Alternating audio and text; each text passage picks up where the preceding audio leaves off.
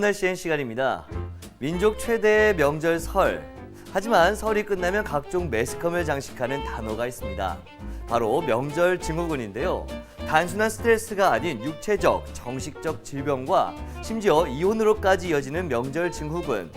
오늘은 명절 증후군에 대해서 알아보도록 하겠습니다.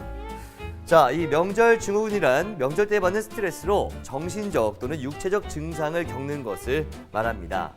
명절 전후 2일에서 3일 동안 정신적, 육체적 증상을 겪는 스트레스성 질환의 일종으로 설거지 등 가사 노동에 시달리는 여성들에게 주로 나타나는데요. 심하면 일주일 정도 목, 어깨, 허리, 손목 등의 부위에서 통증이 지속되는 질병도 초래합니다. 그럼 명절 증후군의 가장 큰 원인은 무엇일까요? 아내의 경우는 바로 음식 장만과 같은 명절 준비에서 오는 심리적 스트레스가 가장 큰 이유입니다. 또 시댁 식구나 남편과의 갈등, 가사 노동에서 오는 신체적 스트레스 등이 이 명절 증후군의 원인이 됩니다. 남편들도 피해갈 수 없습니다. 장시간의 귀향 과정에서 오는 스트레스와 아내와의 갈등, 고부 간의 갈등에서 오는 심리적 스트레스, 경제적 부담 등이 원인이 된다고 합니다. 자, 명절 증후군의 증상은 다양한 형태로 나타나는데요. 머리나 이 배가 아프거나 소화가 안 되는 소화불량, 복통, 설사, 변비, 근육통, 관절통, 두통 등을 유발하기도 하고요. 특히 이 주부들은 음식 장만과 집안 정리 등을 집중하다 보면 손목에 무리가 가게 되고 손목 터널 증후군이 걸릴 가능성도 있다고 합니다.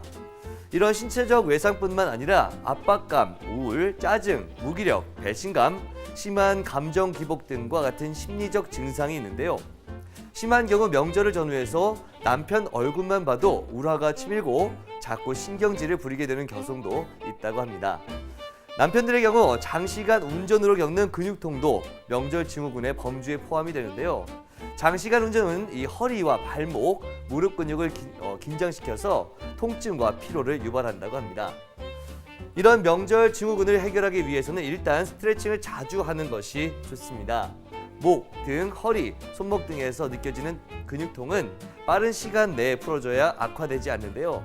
특히 허리의 경우 오랫동안 방치하면 디스크나 기능성 측만증으로 이어질 수 있어서 각별한 주의가 필요하다고 합니다.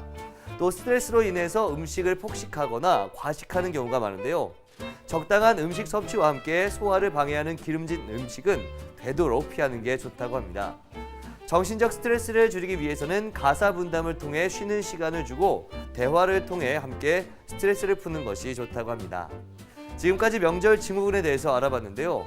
명절로 인해 지친 심신을 달래는 데는 무엇보다 고맙다, 힘들었지, 수고했어 라는 따뜻한 말 한마디가 최고의 명약이 아닐까 싶습니다.